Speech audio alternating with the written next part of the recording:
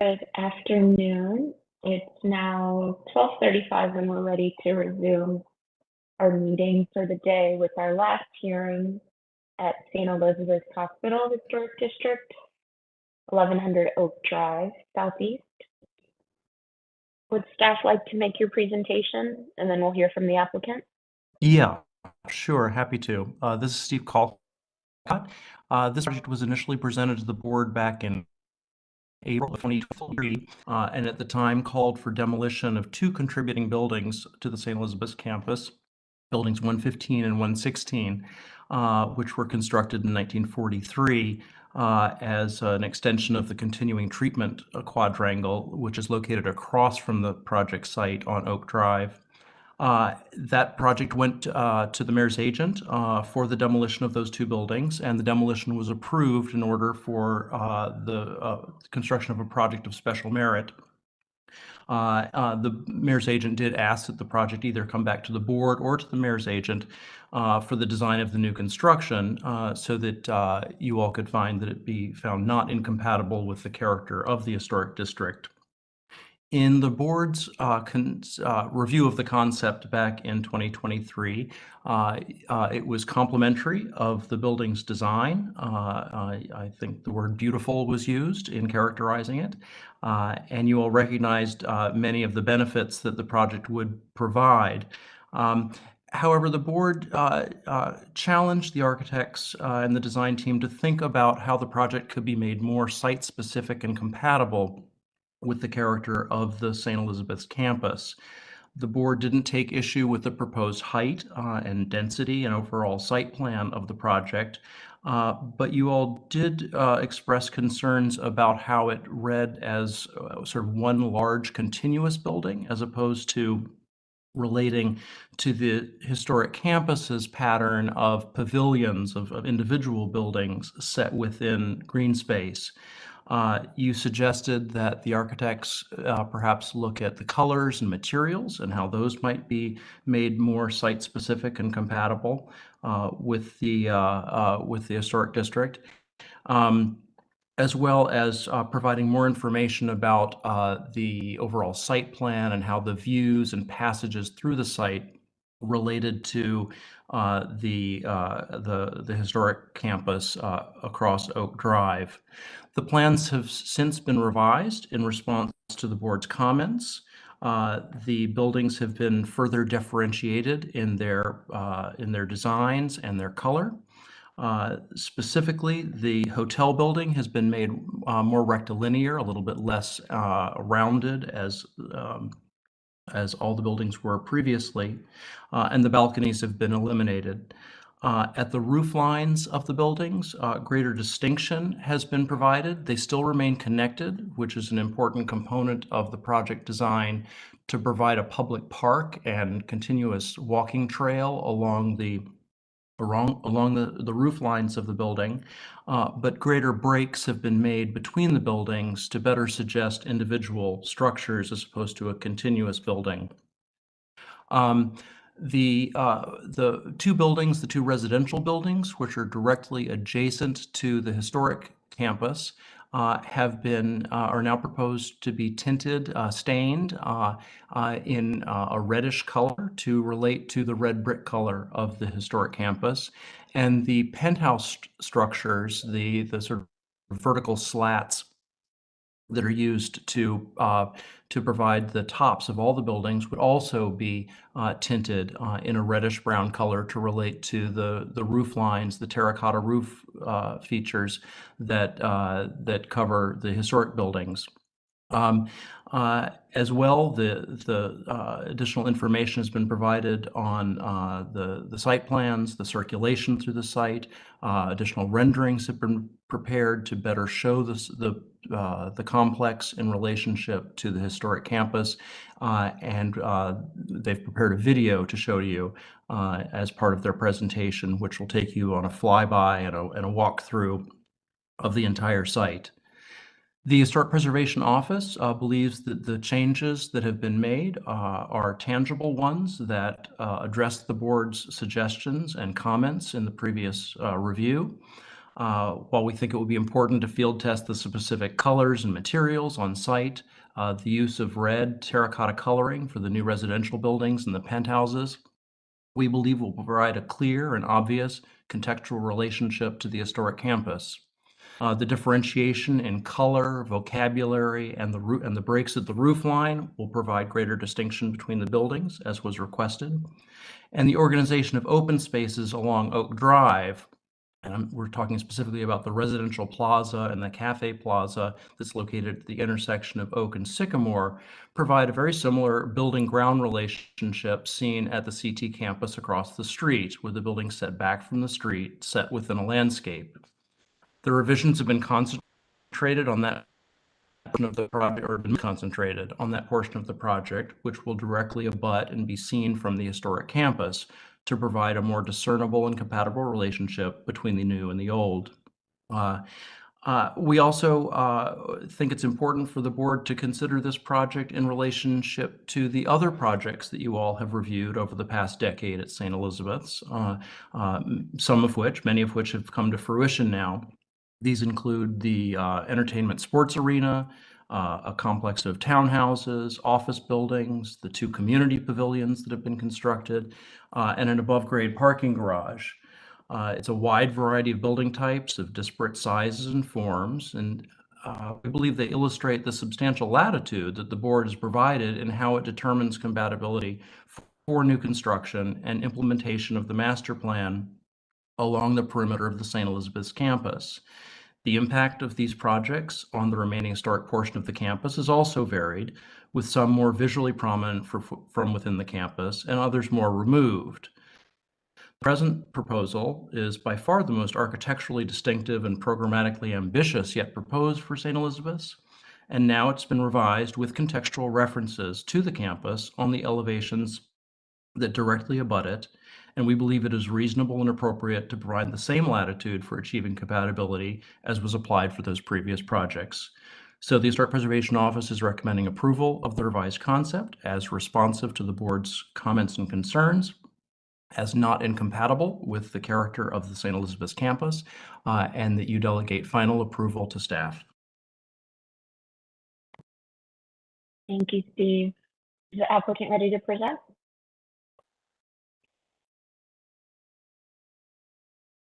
Yes, we are. Okay, perfect. You can begin. Good afternoon. I'm Elba Morales with Hiccup Cole. We're excited to be back before the board. We want to thank you for your review so far and for your prior comments. We're grateful for the work of all staff and stakeholders, and we acknowledge the community of Congress Heights and their key role for so many years, even predating us. Our key design team members are all in attendance today. We have David Adje and Pascal Sablan with Adje Associates. We have Philip Sivertson with Studio Zodi, Jonathan Mellon, architectural historian, Jeff Utz with Golston and Stores, and Dan Tangerlini with Emerson Collective. Next, please.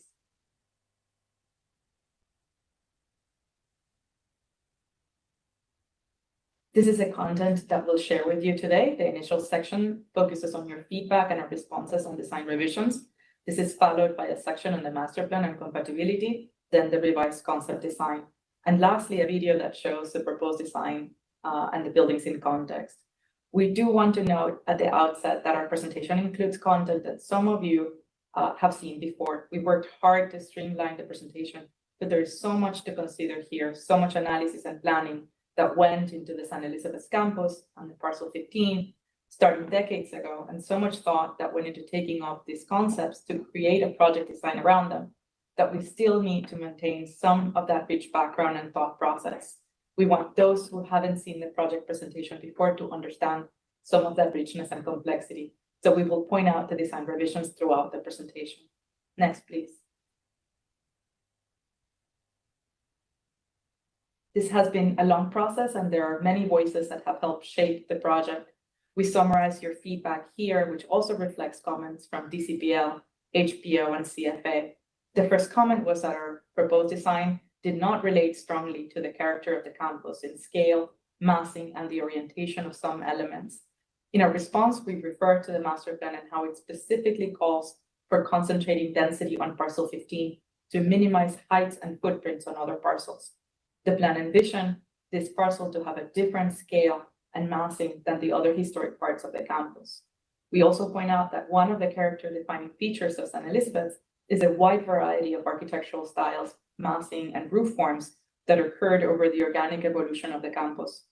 The master plan vision and goals emphasize the opportunity to transform the National Historic Landmark through unique architecture that is dynamic, innovative, and sustainable. The proposed design closely adheres to the plan guidelines for new buildings to be of their own time and not mimic or replicate the surrounding historic buildings. So consistent with the master plan and its supporting assessment of effect study, the project relates to the campus in a number of ways. The first of which is its siting and configuration. Parcel 15 is curvilinear in shape. The building volumes are laid out to conform to the curvature of the lot, and they surround a central, publicly accessible open space and gathering plaza that is oriented towards Sycamore Drive, the open space on parcel 17 and Alabama Avenue, and the surrounding community. Next, please. Consistent with the open space principles in the master plan, connectivity, visual porosity, and sightlines are achieved through numerous openings, gateways, and breezeways that reinforce a strong sense of openness that blurs the boundaries between public and private. The design also reflects formal consistencies through a simple palette of forms and materials consistently applied. The facades incorporate the 3 horizontal layers of base, middle, and top recommended in the plan. A compositional grid is used to order, proportion, and compose the facades following the plan's design guidelines. And the design proposes a limited palette of exterior materials and colors following the guidelines that encourage the use of 3 or fewer exterior materials, including glass. Next, please. So to address the feedback that we received, the design team made several important revisions, which we'll have the opportunity to see shortly in the revised renderings.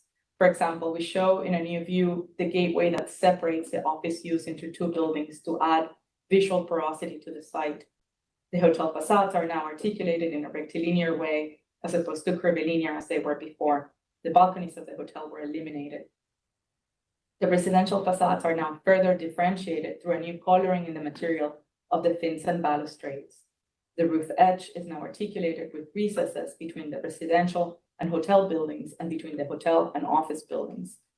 We also have new views that illustrate the oval openings on the roof to allow sunlight in and to lighten up the roof plane. The guardrail at the roof and the penthouse enclosures also have a new red-brown coloring. And we have a video and revised renderings to illustrate all these changes and clearly show the proposed design within the surrounding context. Next, please.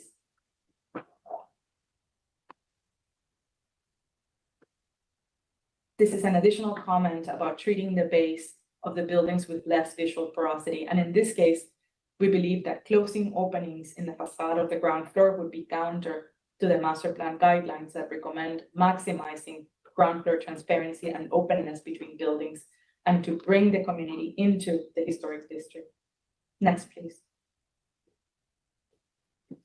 I'll turn it over to Jonathan Mellon, our architectural historian. Thank you.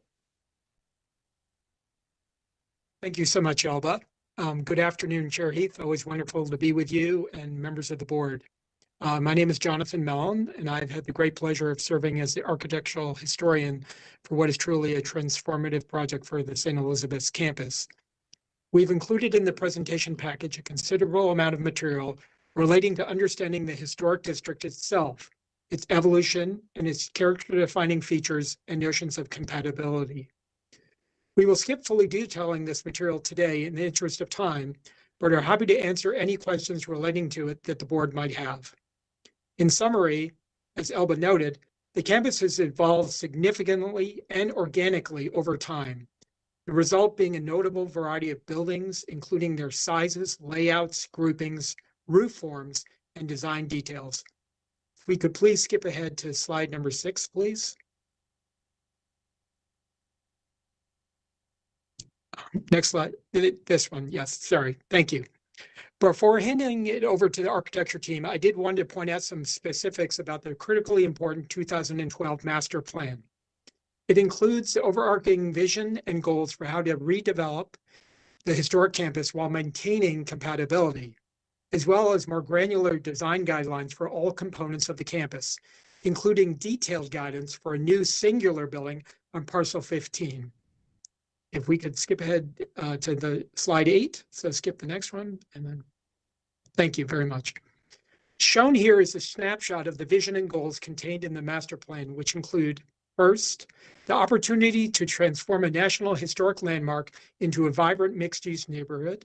Second, the notion that the redevelopment must create real opportunities for this community. Third, the mandate to ensure that the new development creates dynamic urban places that are innovative and sustainable. Fourth, the vision for unique architecture. Fifth, the charge to create distinct destinations that reflect the fact that they've developed over time. And sixth, the desire to increase density in specific areas. Next slide, please. At a more granular level, the master plan includes design guidelines. The first two are quote, no mimicry or replication, and that new buildings should be conceived as a product of their own time, just as the historic buildings reflect the past. Additional guidelines included that the project should establish affordable consistency, a simple palette of forms and materials consistently applied, use horizontal layers in the massing with a clearly defined base, middle, and top, use a compositional grid for proportion and facade articulation, use a palette of 3 or fewer primary building materials, including glass, and that the light be diffused softly instead of harshly. As we will now show you, the project achieves all of these visions, goals, and guidelines that are contained within the critical 2012 master plan. With that, I would now have the pleasure of turning it over to our project architect, David Ajay. David? Thank you, Jonathan.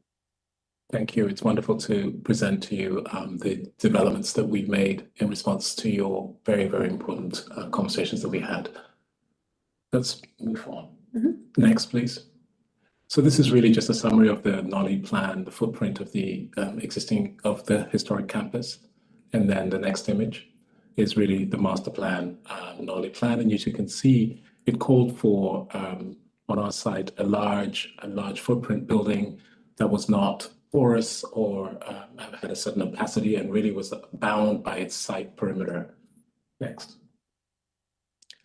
We sought to do the complete opposite, which is to create a building where understanding that the site, if we created a very monolithic project, would be a hindrance to the porosity and the perspectives that would be, we think, critical to understanding the richness of this area by creating sightlines to the historic campus and to the master plan itself as it evolves and to the existing communities that are already here.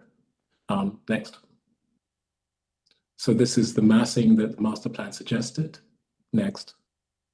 Our strategy was to bring the community, our first move was to bring the existing community on the left side, on the right side of Alabama Avenue, through to what the master plan has suggested, which is this pocket park between the two commercial buildings, into a green heart that Studio Zudi has been working with us on to create an extraordinary destination that is a place of respite, an active place for not only the community in our project, but also the community around. Next. So this green lung comes through and is in this new, it sort of terminates in this new junction. Next. It's a space with real trees. It's south facing, so it is a site that's never going to be in shade. Really, it is going to have the full zenithal light that you require in a good park. So it's not going to be a place that is in that sort of dark shade. Next. And the criticality, the porosity that we are talking about is then further reinforced by a series of depressions to the project, which we believe create the setbacks that reflect the sort of urban planning strategy of the historic campus, this idea of not being right to the front, but creating these pocket parks that are sort of facing Oak Drive and Sycamore Drive.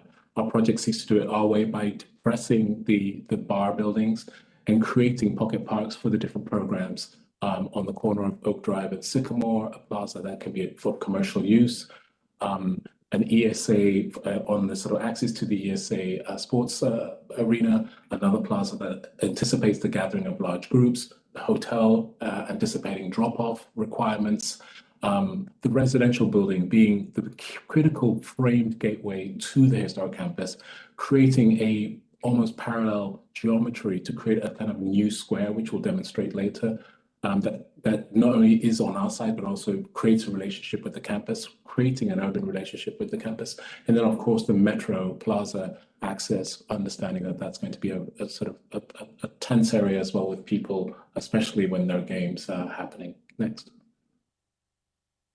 So these are areas defined and the form now defined. This is what generates the curvilinear geometry, which we think adds to the richness of the architectural sites and the innovation that we are seeking to do, because this is going to be a timber building.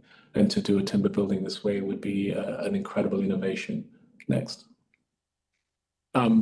The sight lines from those pocket parks, the critical one, which is the axis from the metro station through to the corner of 13th and Sycamore Drive. We've created two entry points, one that kind of comes off 13th Street, the other from Sycamore Drive, and they sort of go round a circular retail offering and create a sort of double gateway to the ESA site.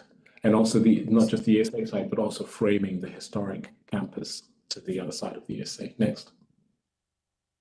And the rest of the gateways, as you can see, the second in the top corner of 13th and Sycamore, the second gateway from 13th Street, and a further one because of the length of the buildings and the different programs. We introduced another gateway that aligns with the master plan, sort of an urban route that is on there to create another gateway into that point. And then the Oak Drive Plaza and the corner of Sycamore Drive Plaza. Next. The project has an incredible ambition that we're really excited, the architecture that we love to produce in the public realm. It's not just the sustainability, it's not just about sort of technical features, but it's also about developing a sort of cohesive and sustainable social benefit, a natural environment that has a sort of a biophilic nature that is in the round, looking at sustainable energies, plant life, trees to flowers to shrubs, a place that wellness is integrated into the nature of the spaces. It is absolutely a fundamental key part of the project, which we've demonstrated with our pavilion that is on the site now, and the way in which the community uses it. These are some of the images from that.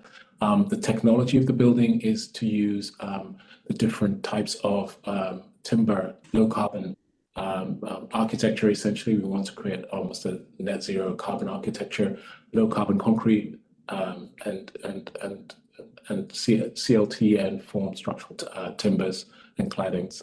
And the powerful element that the Emerson Collective brings to the project is this empowerment of the local community, which is a direct response to the master plan of bringing through entrepreneurs from the community through our project as an incubator and helping them grow, which is for us a powerful inspirational model. We normally don't get to be part of that articulation and project, so we're thrilled that this is part of the holistic expression of this project. Next.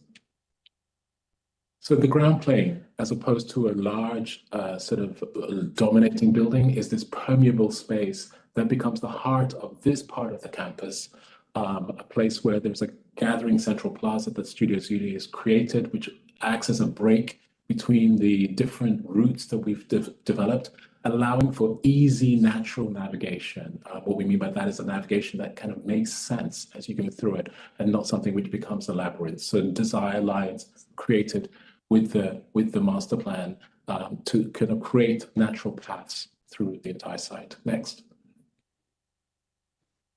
This is really a more detailed look at the different plazas and the spaces, trees, and this idea of what Studio Zulia are doing, this framing of sort of double alley of trees around the main square plaza, and then alley trees following the paths and guiding you through the distinguishing play areas, retail areas, performance areas, etc. Public forums. Next.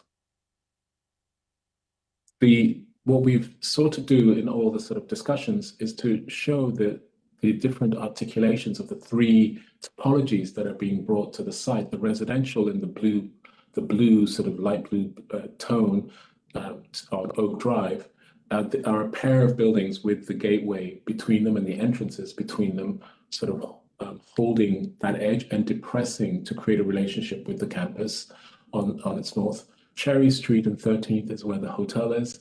And really working in more detail with the hotel, we've rationalized that building. It's a much more rectilinear building to be much more precise to the comments that were made, but also to the requirements of the hotel operators. The feedback that we've been getting, a sort of much more orthogonal building, but one that still in a pixelated way organically goes around the form, so playing with that. And then the office buildings are curtain wall buildings. Essentially, it's a glass timber frame building, but it's a glass curtain wall that is really maximizing daylight. And those are really following the forms very, very tightly, their organic forms very, very tightly. Next. They're all, as has been said, are connected by this innovation in our minds to create, instead of three separate buildings, three separate topologies, a shared common ground for the entire community of this building to be able to have incredible walks, a sort of linear park walk that creates really wonderful circuits of different times for residents or hotel users or even office users to be able to, if you don't have time to go out for a walk, you can just go onto the roof and use it. And it has spectacular privileged views of the capital city. You'll see the dome of Congress, and you'll see an extraordinary vantage point which most residents don't get in their developments. And we think that this is a real joy that will add to the quality of working, or being part of this space. And what we've sought to do is to look at the three typologies and to differentiate the cornice line, what I'm calling the cornice line roof deck, by acknowledging that they are three topologies. So on the corner of Cherry and Oak, pinching in about 7 foot and introducing oculuxes that bring extra light down between those two gaps so that they're not dark spaces, but they're daylit spaces, but also acknowledging that this is a change in topology. And the same thing happens when the hotel transitions around onto 13th Street and we become office. That pinching, same 7 foot, happens again with oculuxes. And what we do is we bring the walkways in and to a sort of terminus point, and gives a kind of delightful view for people walking up above to connect also to people lower down with very high balustrading, so there's no chance of any falling or oversight. Next. The cross section, really just to show at its maximum the generosity of the public realm that we're going to create and the height of the buildings, and to show that the buildings will not overshadow this landscape. This is a very generous landscape, and we're designing in it a very deep planter base to be able to really provide the landscape that we're showing in our images, full of trees and all the different scales of biodiversity. Next. And then really going to the elevations, which are very difficult because the building is so curvilinear, but we hope that you're starting to see the distinction in these studies. On the left of the images, the two office buildings, and you see that they have a gray banding, a thicker gray banding. This is an awning system that becomes flat on the north, but articulates itself parametrically on the east, west, and south by becoming either more sort of inclined up, going up to 45 degrees, or going down to do with the solar zenithal angles. So it's mapped, it's stationary, it's not a mechanical system, it's just mapped because we have so much data on sunlight, we know exactly where it's coming these days. So we can actually map the architecture to really do the best job of reducing glare in the office buildings, making them incredibly comfortable, but also making them incredibly luminous and bright, which is what people want. The hotel, with its pixelated form, I've articulated as a series of bays, a series of bay windows that articulate themselves around and create a kind of a sort of crescendo in the entrance area, and then return to then transition to the residential project. And all these buildings are all striated with this emphasis of the horizontal. So you have a base, a sort of deep middle, but that deep middle is striated with another line which shifts the forms closer to each other as they get to the top, almost speaking to this idea of the common ground of the entire complex, joined at the rooftop. Next. The color. the master plan guide. So this is really looking at the articulation of the three distinct buildings. The first, the office building with its awning system that's continually dynamically positioned, and the penthouse, which is stained to match or to get as close as we can to the campus coloration. The bay window system of the hotel with its stagger system and its moment at the end, at the corner, and then the residential buildings with its balconies and its dividing unit separators that stagger a sort of musical sort of score across them. And those have been also been toned down to reflect the historic campus. That's the residential building being the one that really faces the historic campus. So we have three different natures, this tonality to the campus, this bay window system to the hotel, and the awning system for the offices. Next. And this is really just a summary of what I've just discussed about the indentation, so we can go on in the three topologies. Next. And this is looking at where we were on the left. We had a more balcony rounded system for the hotel, and the rationalization of the hotel to be much more rectilinear, and about this double bay system that's vertical as well as operating horizontally. And then the indentations of the roof, which you can see now start to talk about the distinction between the different topologies, and that happens when there's a topological change. Next. And this is it as it comes around the corners. This is where we were before, and this is where we are now on the right-hand side with the indentations. Next. And this is a rendering of that sort of crescendo moment where the geometry from 13th Street shifts to Cherry, and it's at this moment of the sort of negative, which is a result of just flipping the form, which creates our public spaces. So we have an awning system office, and then suddenly a sort of a very different architecture that is celebrating the nature of the hotel topology, but still working with the geometry and lines of the existing form, and then the residential with its balconies. Next. So here's a view from the metro as you come from the metro site. And we've always shown a view where you come through. We wanted to keep, because of the studies we made of the offices, to keep one of the openings at a sort of human scale and the other one a sort of more monumental one. And we chose to make the monumental opening on 13th Street, the sort of Grand Boulevard with the higher buildings. And so we never showed you the view from 13th Street, and so we've done that now. So you get this clear sight line which takes you and is aligned with the ESA, but also with the view to the campus that you get at human scale, and we'll show you that next. And here's the view from 13th Street where we think there will be a natural crossing, actually, and that is where the great sort of larger sort of differentiation between the two office buildings occurs, and the geometry of the form reveals itself in its southern exposure as well as this northern exposure on 13th Street. Next. This is the corner of Sycamore and 13th, sort of the human scale view where you get at the eye line because of the square and its clearings. If you directly to the historic campus, that view is kept as a sight line because of our square, the plaza that we create, which creates a kind of opening and a sight moment. Next. And then when you're in from the south, looking at from the park into the public square, with its floating sort of bandstand that articulates a place for performances, and the alleys of trees that guide you through to the northern side of the site to the ESA. Next. This is that moment when you are facing the historic campus and the ESA, and the two topologies of hotel and residential sort of come together and are articulated with this pinched sort of cornice line and the oculi, the double oculi up above.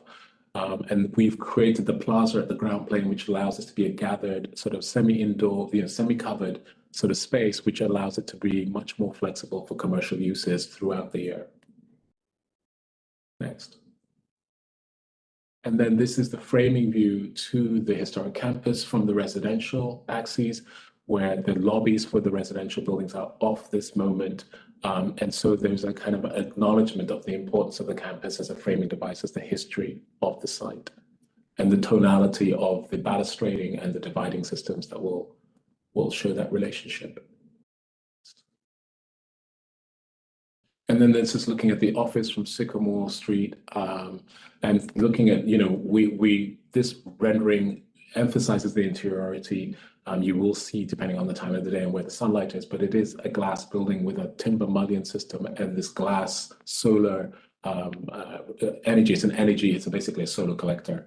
So it's an energy, the energy of the building is in the solar awning system because that is used as the diffusion system that we're very excited to be able to use on this project. It's retail base and offices above. And then the overview with the solar collectors of the penthouses, but also the park, the linear park system that wraps around the entire site and creates the common ground for this design community. You can see the three parts of this project now very distinctly: the awning system with its glass solar collectors, the bay system, the wooden bay systems of the hotel, and the balconies that are creating a relationship to the historic campus. And you can see in this image, and we'll reinforce it, the scale of the plaza that is the entrance to the residential building being analogous to the historic campus's sort of two wings that are framing. So in a way, a sort of square is being implied between our project and the historic campus, allowing the same distances of setback and allowing the road, Oak Drive, to be a diagonal that kind of goes through it, and a pedestrian diagonal potentially that can be from the historic campus to our project. Next. Here's a kind of articulation of that idea, so you can see the geometry. It's in plan and in space, and I think this moment is a really important moment for us in the project because it creates this dynamic relationship that we think is incredibly important. Next. And then the view from the master plan Pocket Park to our park, and looking at the office building and the residential buildings, which will be the two framing sort of gateways to the project, with the hotel at the back. Next.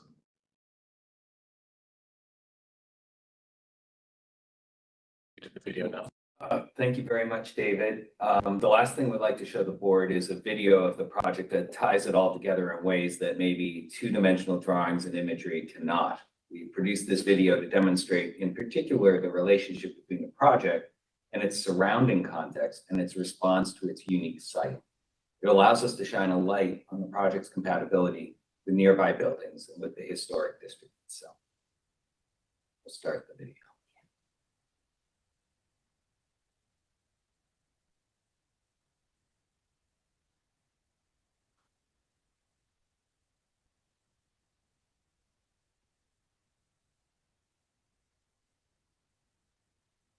Did you all have anything else, or was that the conclusion? Well, we're trying to get a video to start to show you. Got it. If Okay. if you're not able to show it, we can get Sorry, our New York team to show it. I was looking at the video beautifully on my screen. Hold on, let me see if I can share it with you. Very good. Maybe you want to tell us Sure what what you the see, pause Steve? was. No, I'm kidding. It's very pretty. Hold on, Thank hold you. on.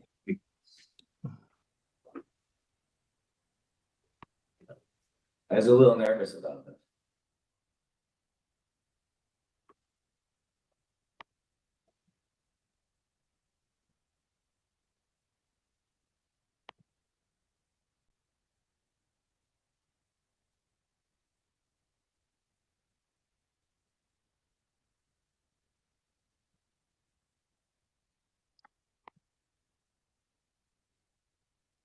Oh, fantastic, thank you. Would you like it? Great. Now we can see it. Yeah. Yeah, would you mind restarting? Oh, he's gonna restart. Yeah, there we go. Fantastic. Thank you. I appreciate it. So as you can see from the presentation today, a great deal of thought went into the planning and design of this proposal. And while we've been working on this site for nearly 7 years, the process was started by the district government and the community many years even before that.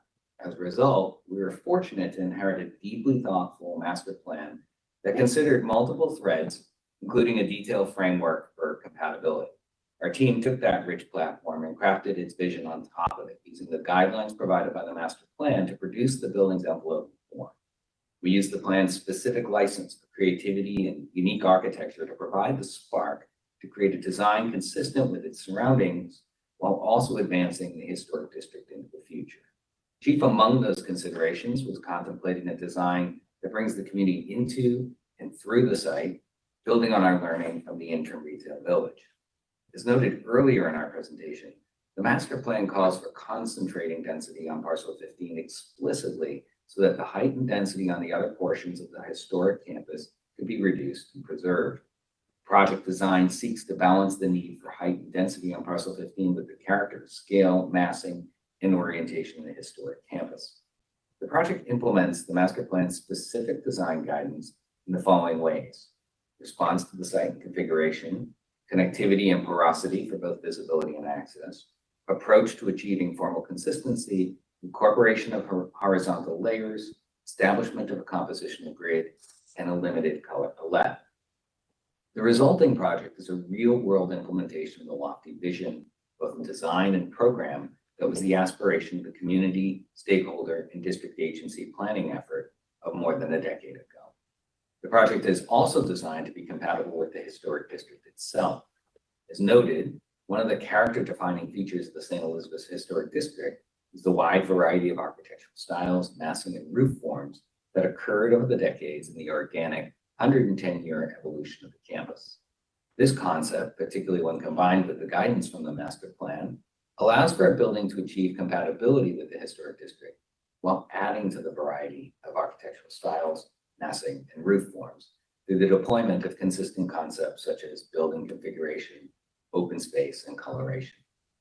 The team is proud to have incorporated feedback from the board, HPO staff, and the DC Preservation League in our updated submission.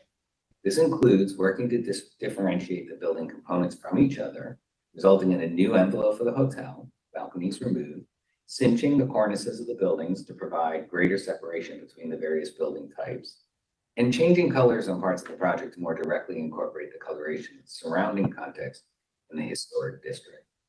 The team has also included a variety of additional images and renderings to allow for a more complete understanding of the project and its relationship to the surroundings, including this video. We believe that the result is a better project that achieves an even higher level of compatibility with the historic district.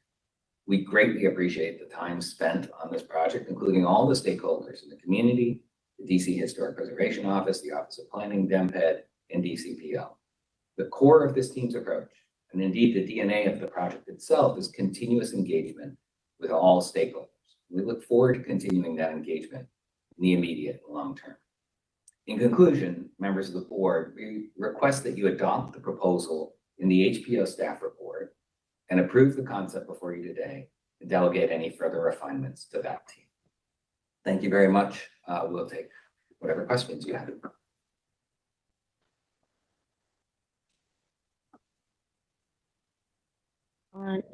Thank you for that. That was very, very nice. You were right, Steve. Thank you for sharing. Any questions from the board at this time?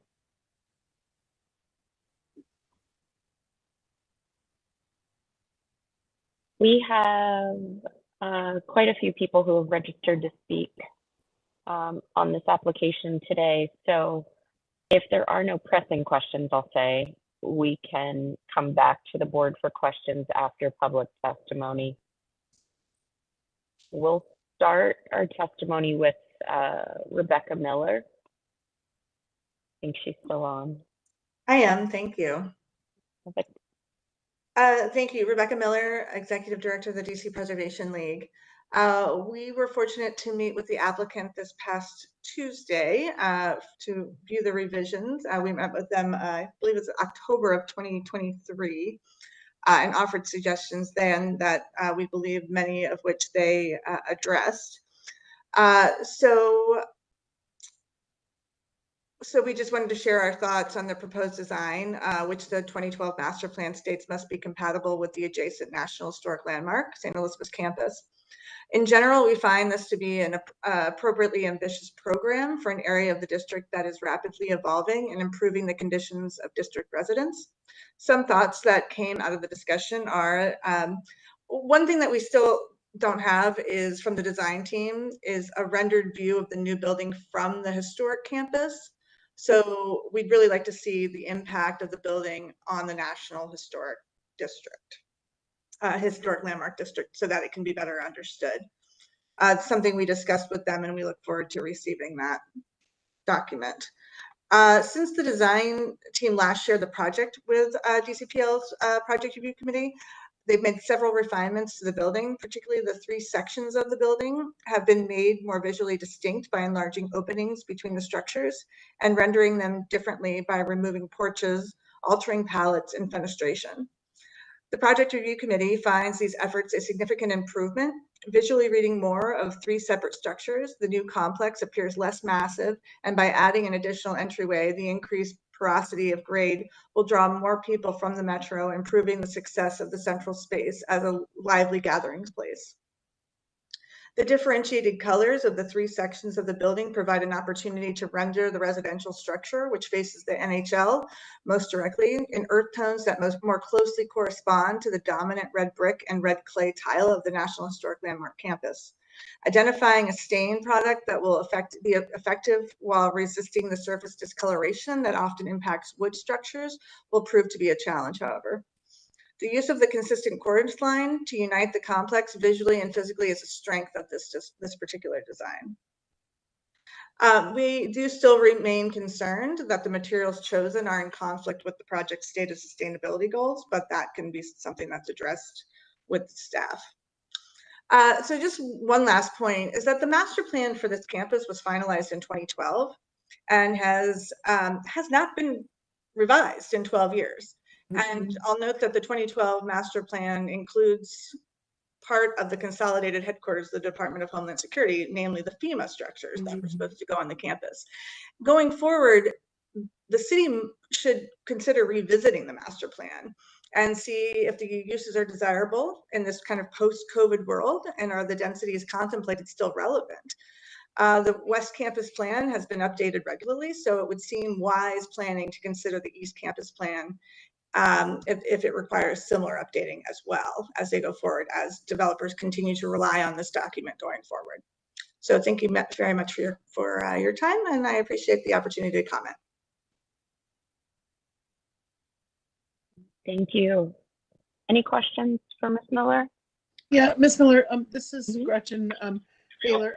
I didn't see your letter in our box folder. Could you just repeat the part you said at the beginning about needing information to understand compatibility with the National Historic District? We have asked for a rendering from the CT buildings looking at the complex, which we believe is missing from the presentation. And we pointed to a corner in there. If you looked at during their presentation, I don't know which page it was, but there's a square. And if the bottom of the square, if there's a view from there looking back at it, would be very helpful given that the impact on the National Historic Landmark. Thank you. Thank you.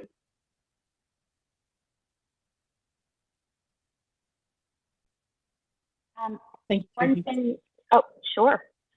One thing I'll just add as we move on to the rest of our witnesses who will testify is that members of the public are given 3 minutes, and those who are representing community organizations are given 6.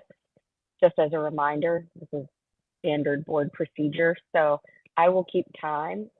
But as you speak, just let me know if you're representing a community group. Otherwise, I will give you 3 minutes. The next person we'll hear from is Monica Ray. Is Monica Ray on? I am.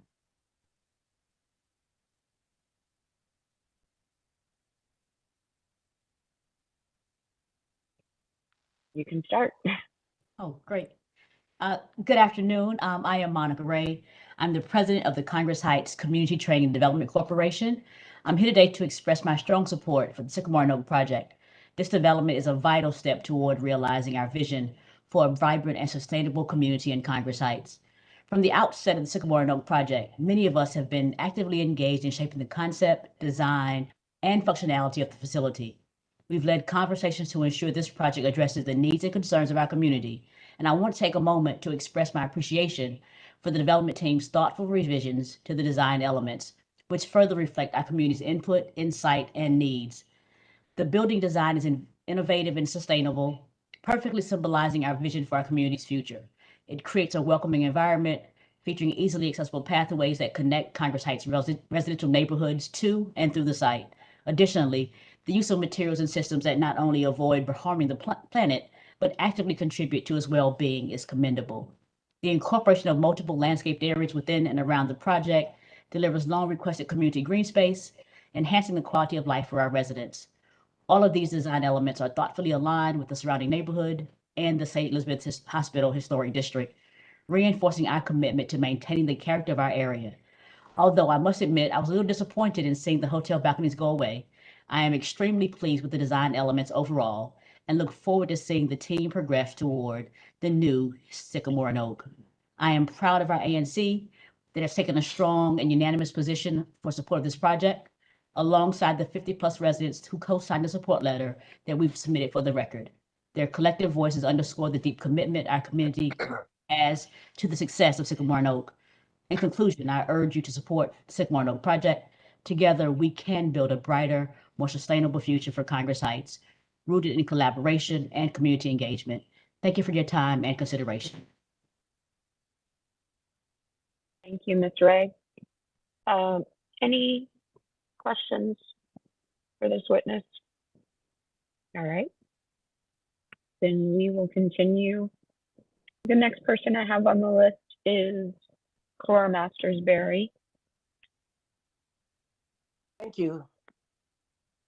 Thank you for the opportunity to speak to you and express my support of the Sycamore and Oak project. Good afternoon. My name is Cora Masters-Berry, and over 20 years ago, I had the vision to create a space where hope and opportunity could flourish, a space that could transform not only a corner of Southeast DC, but also the lives and the families who call this community home. That space became the Southeast Tennis and Learning Center. When I look at what that structure has accomplished, it is not just a building, it's a beacon. It's a place where children from across this ward came through the doors, learned discipline on tennis courts, and expanded their minds in the classrooms. It became a second home for so many families, where futures were reshaped, dreams ignited, and lives transformed. What started as a simple structure has become a foundation for generational change. This is what a vision paired with a thoughtful design and unwavering community investment can do. And today we have before us another opportunity to transform a neighborhood in the same way through Sycamore and Oak. Just as the Southeast Tennis and Learning Center became a place where young people could grow into their full potential, Sycamore and Oak can stand as a pillar of sustainable and trans-oriented development, economic empowerment, community gathering, and cultural celebration. I want to offer my full support for the proposed revision to the design elements of Sycamore and Oak. A building is more than its walls. It's a reflection of the community spirit and ambition. The design revisions proposed will make this project stronger and more aligned with the needs and the dreams of those it will serve. The design will ensure this space is welcoming, accessible, and ready to stand as a symbol of possibility for all who walk through its doors. I'm especially encouraged by the revised design elements, including new roof lines and updated exteriors. These thoughtful modifications make an already promising project even better, ensuring that it blends modern functionality with the community's need while maintaining the campus character. With these revisions, we have the chance to do more than build a structure. We can build a future where families can, a future where families can come together, entrepreneurs can thrive, and our children can grow up surrounded by reminders of their worth and potential. Just as we've seen with the Southeast Tennis and Learning Center, the right space, the right design, and the right commitment can change lives. I urge you to give this project your support, your full support, knowing that together we can create something that will stand the test of time, both in the sticks and in our hearts. Projects like Sycamore and Oak have already demonstrated the power of such development to uplift our community.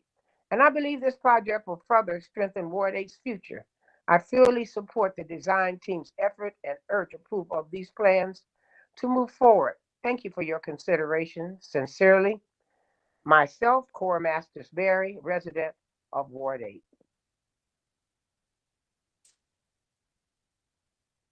Thank you for your testimony. The next person we will hear from is Stephanie Fu. Hi, good afternoon. This is Stephanie Fu. I'm a proud resident of Congress Heights, a mother of two, a full-time student, and an active member of this community. I'm here today to express my enthusiastic support for the proposed development on the St. East campus, particularly in light of the recent design revisions that promise to enhance the project. As someone who has navigated the challenges of finding safe and affordable housing for my family, I see this development as a beacon of hope for our community. The thoughtful mix of affordable and market rate housing options will provide much needed stability for families like mine, ensuring that our children can grow here in a nurturing environment. I'm particularly encouraged by the focus of job creation and essential services, including retail, food, the beverage establishments, office spaces, and the hotel. As a working student, I understand the importance of local employment and access to necessary amenities. This development has the potential to uplift my community economically and improve our overall quality of life. The revised design elements are a testament to our community's input and aspirations. I fully support these updates as they will make the project even stronger than when I first expressed my support months ago. The use of environmentally sensitive building materials and the emphasis on job training programs prioritizing district residents are critical for fostering a sustainable and empowered community. I also want to acknowledge and express my appreciation for the mayor agents process, which has facilitated these improvements. It has created an opportunity for people like me to reach this point, ensuring that the project aligns with our needs and our values. In conclusion, I urge you to support the proposed development on the St. Elizabeth campus. This project represents a significant opportunity for Congress Heights, offering hope and prosperity for families and future generations. Thank you.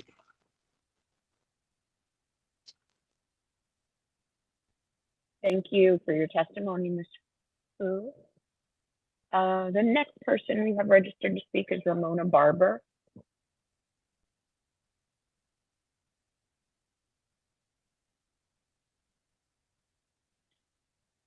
Is Ramona Barber on the line?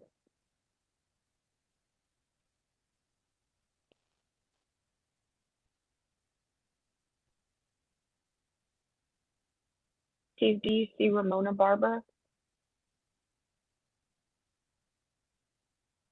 I see her. Yes, She's she's on the line. muted. She's muted. You have to unmute yourself if you're ready to speak.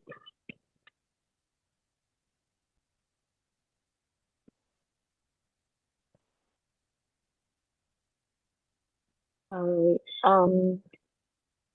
We will come back to Ramona Barber while you work out technical issues. Reggie Mathis. Hello. No, we hear you. Hi. Okay. So this is Jasmine Butler speaking for Ramona Barber. Okay. My name is Ramona Barber, and I am a real estate development expert, writing to express my full support for the proposed development on the historic St. Elizabeth campus in Congress Heights. This project represents a pivotal opportunity for the revitalization and economic growth in our community. The proposed development is designed with the needs of Congress Heights residents in mind, and the revised design elements showcase a commitment to creating a vibrant mixed-use space. The inclusion of affordable and market rate housing, along with retail, food and beverage options, office spaces, and a hotel, demonstrates the holistic approach to meeting the diverse needs of our community. Thus, this comprehensive strategy is essential for fostering economic development and enhancing overall quality of life in our area. I'm particularly impressed by the project's dedication to using environmentally sensitive building materials.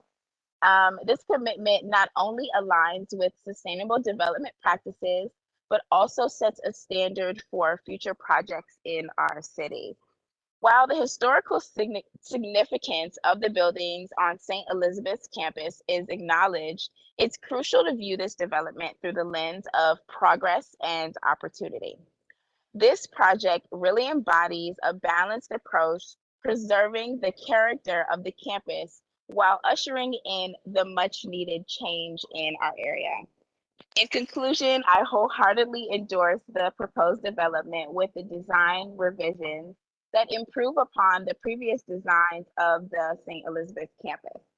This project stands to transform Congress Heights into a thriving community, bringing forth growth and prosperity for all of our residents. I really encourage you to support this initiative, recognizing the lasting benefits it will have on our community. Thank you all for your time and your consideration. I appreciate it. Excellent. Thank you so much. Thank you. Stepping in to help. The next person we have is Reggie Mathis. Hello, this is Reginald Mathis. Hey. My name is Reginald Mathis. I'm here today to express my strong support for the development of Sycamore Oaks. This project holds tremendous promise for our community, and I wholeheartedly believe it serves as a catalyst for positive change in Congress Heights. I want to take a moment to commend the development team for their unwavering commitment to engaging with our community. Their openness to feedback has been invaluable and it demonstrates a true partnership between developers and residents. This willingness to listen and adapt has resulted in design revisions that significantly enhance the project, making it even more aligned with the needs and aspirations of our community. The collaborative spirit exhibited by the development team not only shows respect for our input, but also reflects their dedication to creating a project that benefits everyone. I'm particularly excited about how these design improvements will enrich our neighborhood, providing space for affordable housing, essential services, and community gatherings. In conclusion, I urge you to support the development of Sycamore Oak. Together with the continued collaboration of the community and the development team, we can create a vibrant space that fosters growth, opportunity, and unity in Congress Heights. Thank you for your time and consideration. Sincerely, Reginald Mathis. Thank you, Mr. Mathis. The next person we'll hear from is Stephanie Campbell.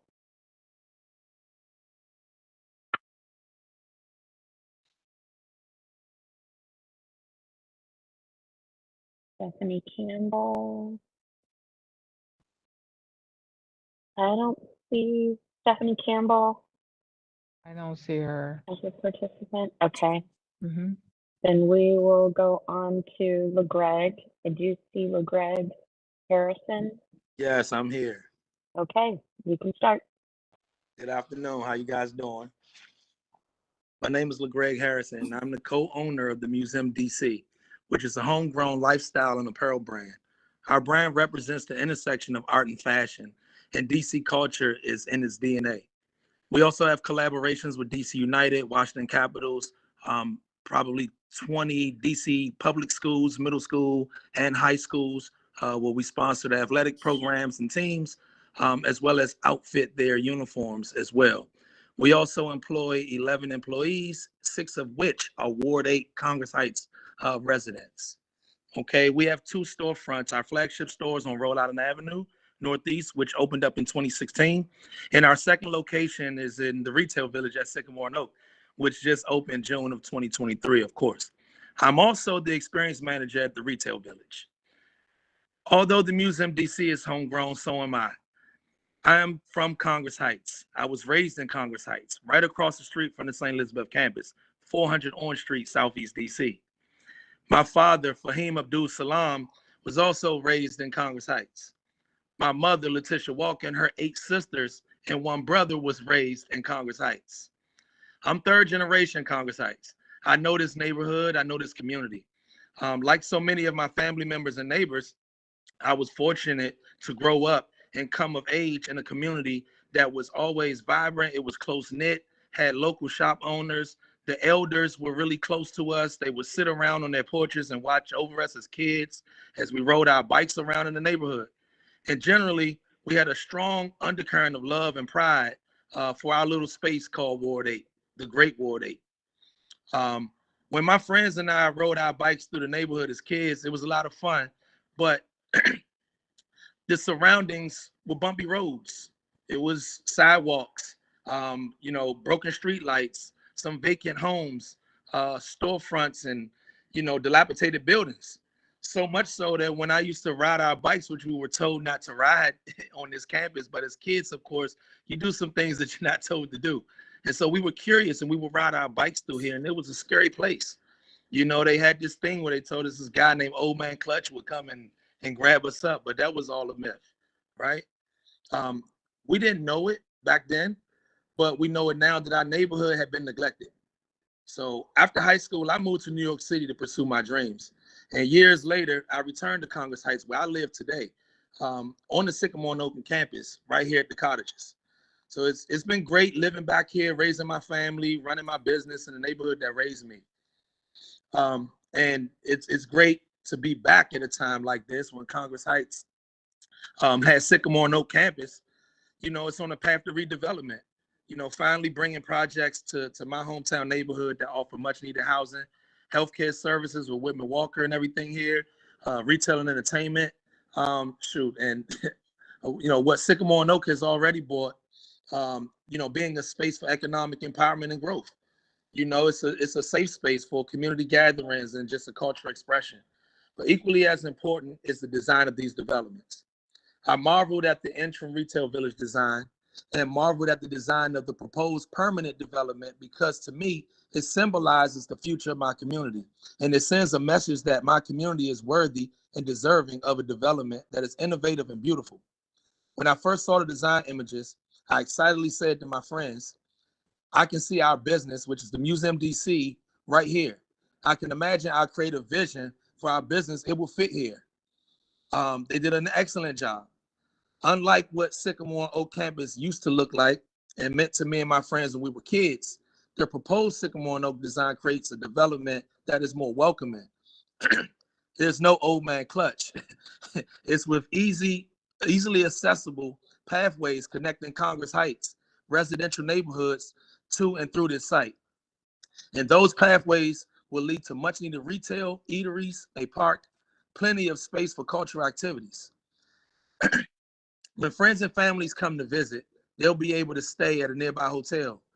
And when I look at this proposed design, I'm filled with pride because many of us have been actively engaged, shaping the concept, design, and functionality of this facility, and leading conversations to ensure this project addresses the needs and concerns of our community. It's for these reasons that I'm urging HPRB to approve the design of this project. Sycamore and Oak represents a vital opportunity for positive change, economic advancement, and long overdue uplift for the residents in our ward. This project would fit with and enhance our neighborhood. Thank you.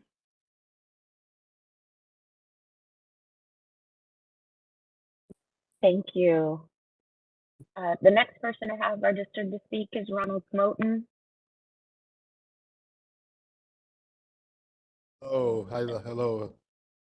Good afternoon. Are you on? Yep, I Yes, see you. There you are. right. First of all, I'd like to thank you for the opportunity to give testimony. I am here today in strong support of Sycamore and Oak, a permanent mixed-use development project which will be located at the St. Elizabeth campus, which has revitalized our community. I'm the co-founder of the recently launched Go-Go Museum and Cafe, co-founder of Don't Mute DC, an organization dedicated to battling Black displacement and culture erasure in Washington, DC. And as a longtime DC Go-Go promoter, I have to say I've never seen nothing like this.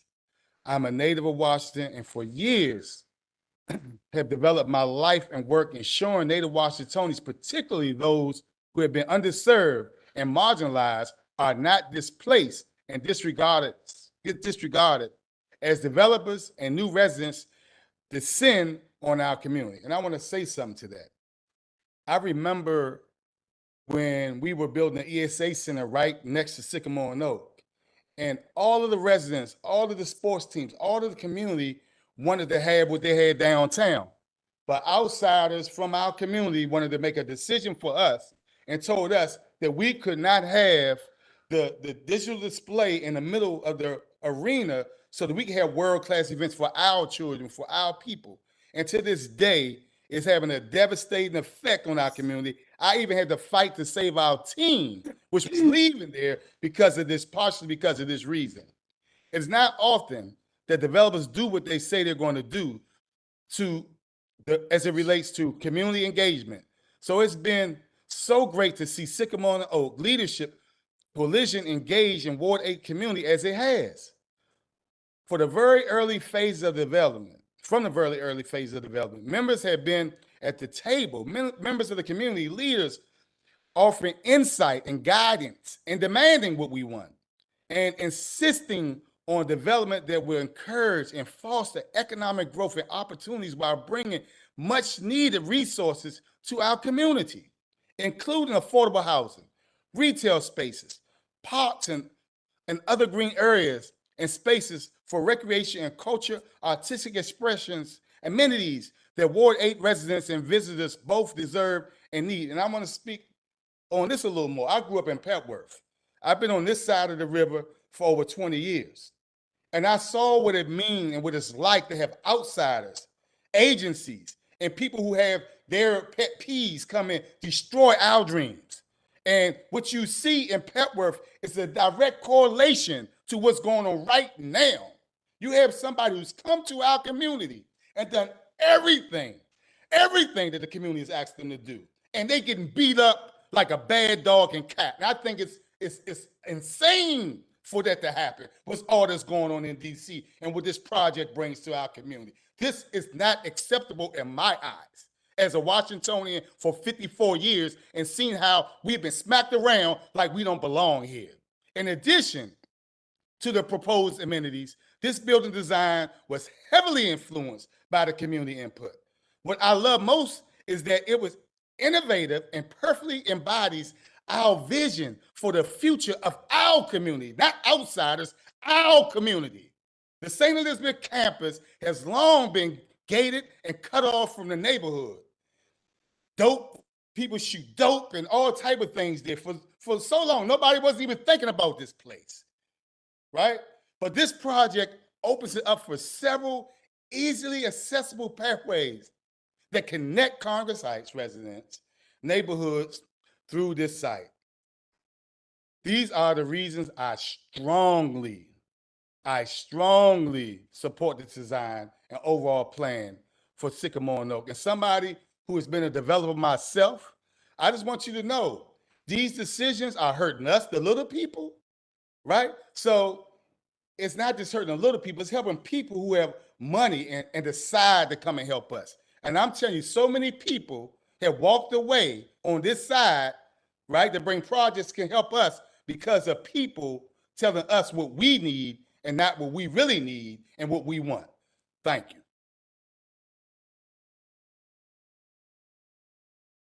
Great, thank you, Mr. Moten. We appreciate your testimony. The next person I have is Nashima Shafi.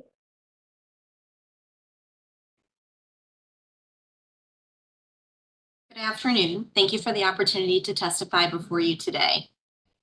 My name is Nasima Shafi, and I'm the proud CEO of Whitman Walker Health.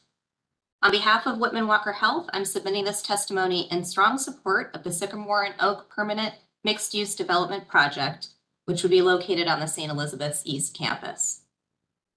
For over 50 years, Whitman Walker Health has been a first responder and care provider for residents across the District of Columbia. In August of 2023, we proudly opened the doors of the Max Robinson Center, a facility that offers a range of healthcare and research services that prioritize our patients' holistic well-being, including primary care, dental care, behavioral health care, and a retail pharmacy. We fill a long-standing healthcare void in the Congress Heights community. Situated on the St. Elizabeth's East Campus and adjacent to the current retail village at Sycamore and Oak, our facility embraces the spirit of community and collaboration. As the only open and operating commercial tenant on the campus right now, we appreciate the activation Sycamore and Oak has brought to the site. Having the retail village as our neighbor has been invaluable to our employees and clients. It's given them food options for breakfast and lunch, a place to shop and meet with colleagues, and importantly, a place to be enjoyed with fellow members of the community. We're eager for the full permanent mixed-use project to be realized for the patients and community members we're so honored to serve. This design creates a development that is welcoming, easily accessible pathways connecting Congress Heights residential neighborhoods to and through the site. The community that has been supported, celebrated, and developed by the interim retail village is thoughtfully continued in the design that you see today. This project has proven through its engaging proposed design and vision that centering the needs of the community and their well-being is paramount. Whitman Walker Health strongly supports the proposed design for the Parcel 15 development project and urges you to as well. Thank you so much. Thank you. I appreciate your time today. The next person I have registered to speak is Jaron Lockridge.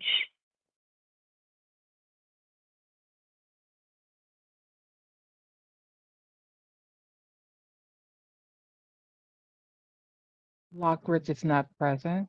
Okay, we'll keep going then. Gabriella Cray. Hi, good afternoon. My name is Gabriella Cray, and I'm the owner of the Boss Blueprint Agency and a Ward 8 resident.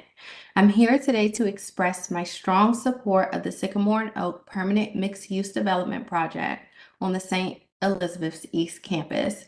As a businesswoman and community member, I am deeply committed to closing the wealth gap for at-risk communities and fostering opportunities that build long-term resilience and empowerment for our community.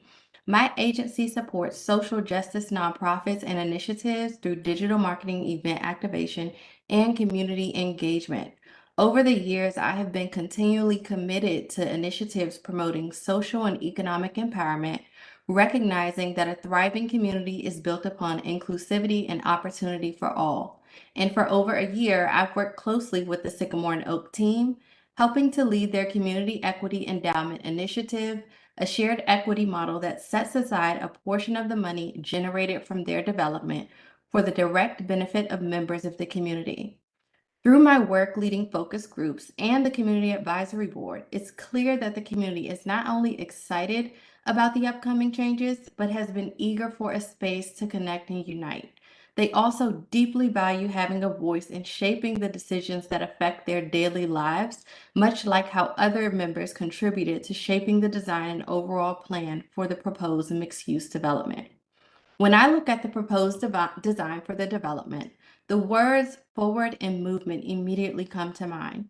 The design feels welcoming with easily accessible pathways connecting Congress Heights residential neighborhoods to and through the site.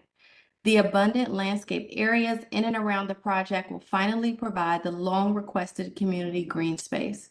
I envision community members here as business owners, employees, and patrons. I see families enjoying the amenities and green spaces. The thoughtful design will create space for the way people truly want to interact in our community, and it's easy to picture its transformative effect. It is not merely a testament to progress, but a reaffirmation of our collective commitment to building a brighter, more inclusive, and resilient future for generations to come in Congress Heights and more broadly, Ward 8. Thank you so much for the opportunity to express my unwavering support, and I stand ready to assist in any way possible to ensure the success of this transformative endeavor. Thank you. Thank you so much. And we have one person remaining. Our last witness will be Adina Ellis. Is Adina Ellis? I think I saw her. Yep. You can unmute yourself. Adina is actually with us in this conference room. That's why it's easy Okay. to speak. But I think we're okay. She does not need to speak today, but we appreciate the opportunity. Okay, great. Thank All you. right. Sure. Okay, then that concludes testimony on the case for today. Do board members have any questions?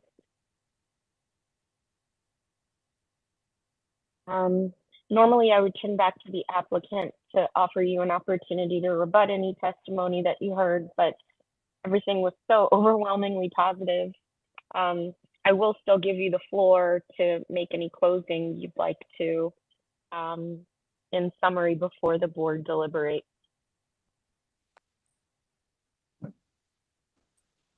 We just appreciate the time you've taken. We appreciate the community support, engagement, and involvement. We appreciate the advice we've gotten along the way, and we'd simply go back to our request that the board vote in favor of our design and remand us to staff for further refinement. Thank you. All right, sure. Thank you all, and thank you for all of your work on this. This has been many years in the making. I think you all said 7.